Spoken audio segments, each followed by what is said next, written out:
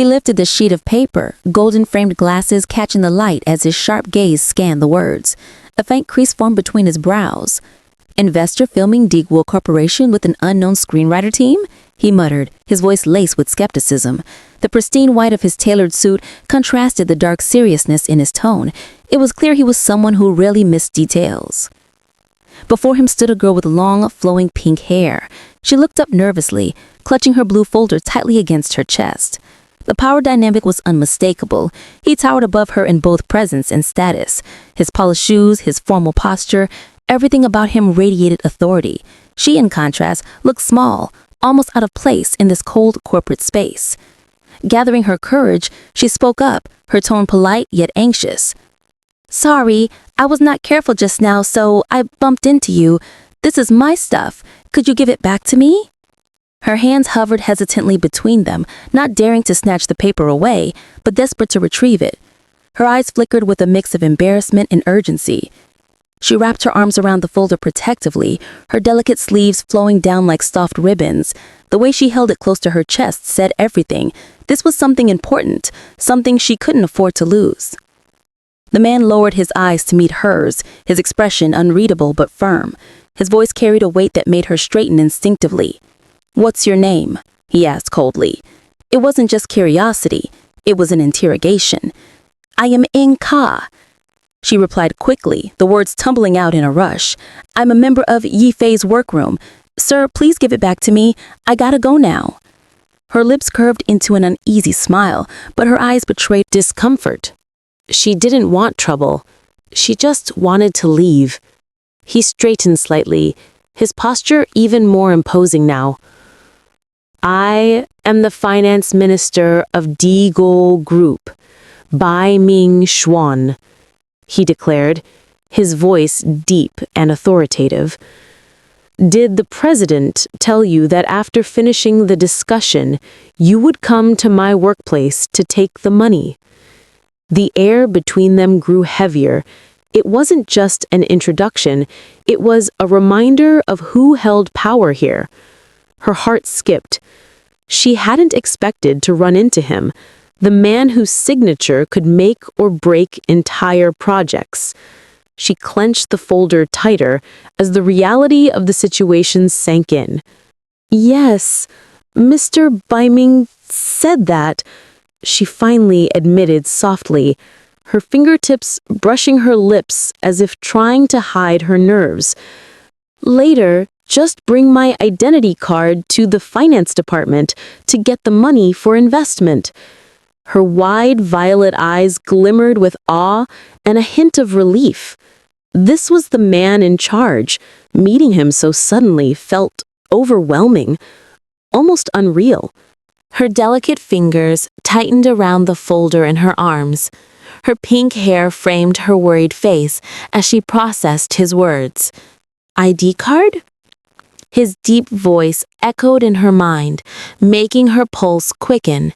She wasn't expecting this kind of formal procedure, but it only reminded her that this man wasn't just anyone. He was someone who controlled the flow of money and power in this building. His cool, sharp eyes softened slightly as he looked at her. Adjusting his golden-rimmed glasses, he spoke in a calm but firm tone. "Like this. It's almost the end of business hours," he said slowly, his voice low and steady. "Let's have dinner together. You and I will clarify this matter. The investment for this project is not small." Every word was deliberate, leaving no space for refusal. He wasn't just making an offer. It was an instruction wrapped in politeness. Her violet eyes widened slightly. Dinner. She hadn't expected this sudden turn of events, but looking at him, she could tell this wasn't an inappropriate invitation, it was business. Still, her heart raced at the thought of sitting across from this powerful man. Gathering her courage, she nodded gently and said, "So, I'll wait for you downstairs." The girl hugged the blue folder closer to her chest and gave a small nod of agreement. A soft blush spread across her cheeks as if she was still trying to process everything. She didn't want to appear flustered, but the warmth creeped. Her face betrayed her calm facade. She turned and walked toward the elevator. Her pink dress shimmered faintly under the office lights, leaving behind a faint trace of elegance. Behind her, Bei Ming Jae's eyes followed her silently. His sharp features softened just a little as he watched her leave, her back straight, determined, and just a little fragile. There was something about her presence that he couldn't ignore. Bei Ming Ye and this girl. Good. A voice echoed from behind. It wasn't spoken aloud, it was more like a private thought. Someone else had noticed the interaction, and it was clear this budding connection wouldn't go unnoticed for long. In another part of the building, a tall man with a serious face sat in a large office. The afternoon light poured in through the glass windows, illuminating his sleek black suit and the sharp lines of his jaw. His fingers moved with practiced ease across the keyboard. The air in his office was heavy, a place where business decisions shaped futures. The door creaked open slightly. Open, a familiar voice entered the room, smooth, carrying a hint of amusement.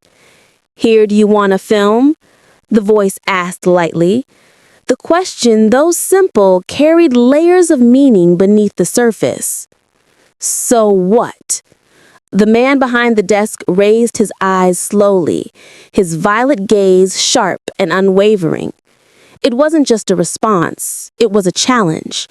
His voice was low, calm, but carried a quiet warning not to interfere. The figure in the white suit stepped fully into the room, leaning casually but confidently against the bookshelves. "Here, do you want to film?" he asked, tilting his head slightly, eyes glinting behind golden frames. "Recently, aren't you very busy with other projects? You still have time to film?" The tension between the two was palpable, like two forces quietly testing each other's boundaries. The tension in the room was subtle but undeniable. One man sat behind the sleek, black desk, fingers tapping lightly on the keyboard of his laptop, while the other stood opposite him, dressed sharply in a white suit.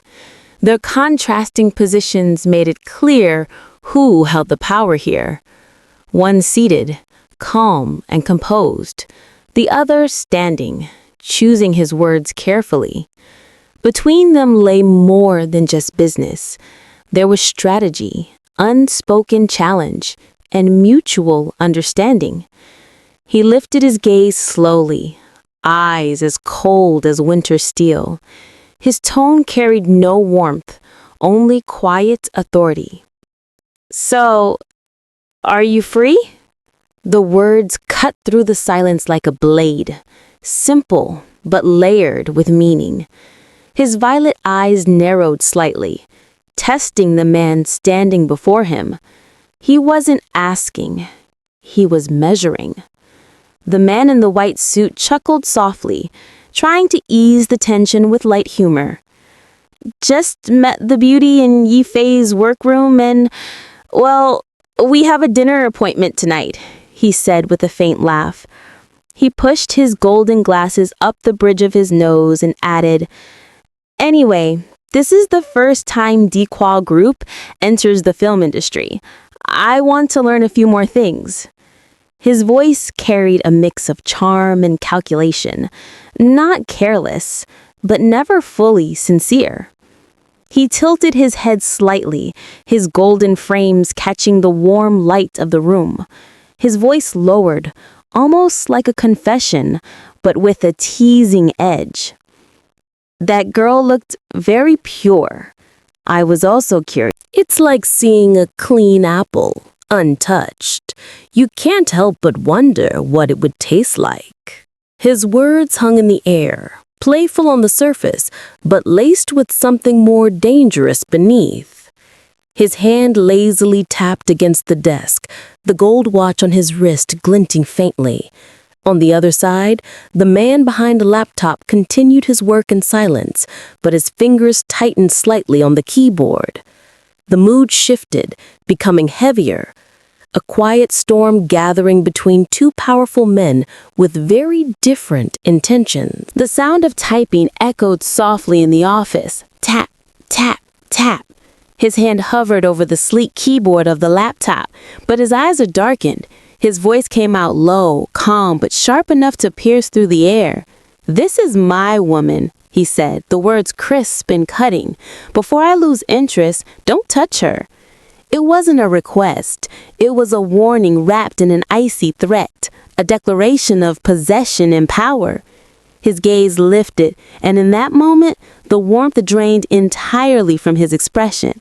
His violet eyes narrowed, the corners of his mouth curving slightly, not into a smile, but into a silent warning. Every inch of him radiated authority and danger. He didn't need to raise his voice. His silence was louder than any shout could ever be. The man in the white suit leaned back slightly in his chair, a faint, knowing smile playing on his lips. He adjusted his golden glasses, looking far too relaxed for someone who'd just been warned. "Oh, so it turns out she's really your woman?" he said lightly, but there was something sharp hidden beneath this smooth tone. "The thing is, don't let her be with you for too long. You know the older master doesn't like seeing any extra relationships around you." His words hung in the air like smoke, wrapping around the room, both mocking and hinting at the deeper complications waiting beneath the surface. The scene opens inside a sleek, modern office, bathed in soft light filtering through large windows. A man, dressed immaculately in a white suit with a dark green shirt and matching tie, sits poised at a desk. His fingers are interlaced calmly, resting on the polished surface before him. The air around him is still, heavy with quiet authority and subtle tension. He doesn't speak, but his posture and attire suggest he's someone important, perhaps a powerful executive or a calculating mastermind awaiting a report. The perspective shifts, revealing another man, equally well-dressed in a dark navy suit with a crisp striped tie. His expression is casual, but carries a trace of arrogance as he sits at his own desk, framed by the tall glass windows of a high-rise office. With a faint smirk, he speaks, his words shockingly callous. "It doesn't important, just she's still clean and I still not bored playing her." The cruelty in his statement revealed his manipulative nature. This isn't just business for him, it's a twisted game. The sky outside is bright and blue, in stark contrast to the dark undertones of the conversation. The camera pans slightly, focusing more on the man at the desk.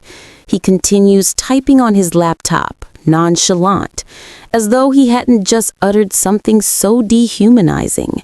His sharp suit fits perfectly, his movements precise and confident. The city skyline outside the window stands tall and quiet, unaware of the schemes unfolding within these glass walls. The man seems entirely immersed in his own agenda, unfazed, as if the lives he toys with are merely numbers in a game he's yet to tire of.